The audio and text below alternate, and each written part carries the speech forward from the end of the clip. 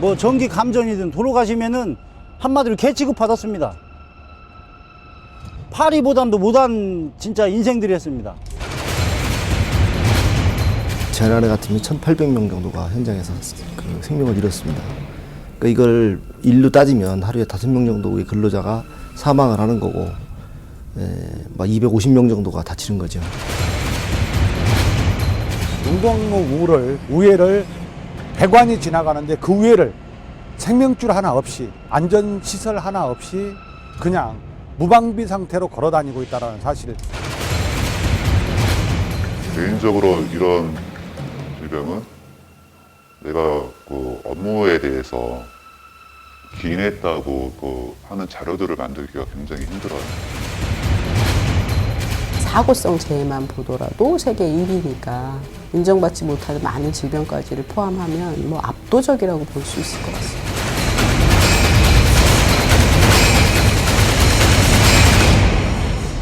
자살률, 이혼율, 뭔지 아시겠습니까? 34개 OECD 국가 중 1위, 대한민국의 부끄러운 1위 성적표입니다. 그런데 여기에 또 하나가 있다는 사실 아시는 분들이 많지 않은 것 같습니다. 바로 산업재해로 숨지는 사람들의 숫자입니다. 산업재해에 대한 우리 사회 인식은 대체 어느 정도기에 이렇게 부끄러운 성적표를 받아야 하는 걸까요? 먼저 남녘 제주도로 함께 가보실까요? 11월인데도 제주의 바람은 차갑지 않습니다.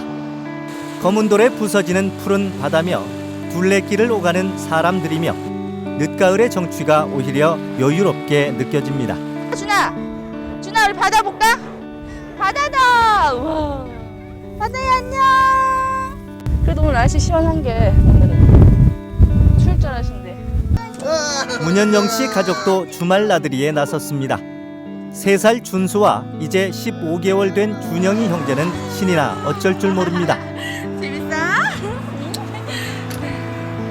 솔직히 얘기해서 여기 나오잖아요. 그럼 한 사람 애기 쫓아다니다 보면은 서로 얘기할 시간 없어요.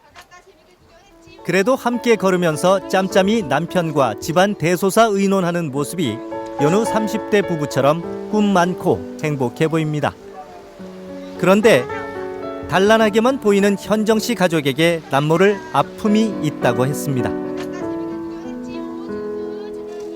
제가 결혼하고 한 3개월 후에 임신을 했어요. 근데 9주 조금 지나서 병원에 그 정기검진 하러 갔는데 계류유산이라고 태아가 있는데 심장이 멈춰버린 거예요. 배 안에서.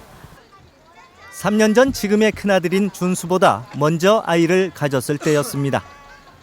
그래서 보통 유산은 뭐 하혈을 하거나 그러면서 좀 알잖아요. 그래서 아기가 밖으로 빠져나오는 거는 이게 완전 유산이라고 해서 그렇게 하는데 그 뱃속에서 아기가 죽어버리는 경우도 있어요. 태아가.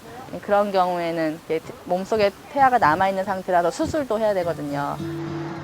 그날 이후 현정 씨는 아기를 지키지 못했다는 죄책감에 시달려야 했습니다. 문제는 자신의 직업이었습니다. 현정 씨의 직업은 간호사입니다. 그때 당시에 그 심정은 어떠셨어요? 일단 또 진단 받고요. 멍했죠? 근데 약간 웃긴 게요. 남편한테 먼저 전화를 해야 되는데 어쨌든 다음날 수술도 받아야 되고 하니까 다음날 근무가 더 걱정되는 거예요. 그러니까 제가 다음날 아침 근무인데 제가 아침에 어쨌든 빠져야 되면 근무표가 받게 되잖아요. 그래서 제일 먼저 병원에 연락했어요.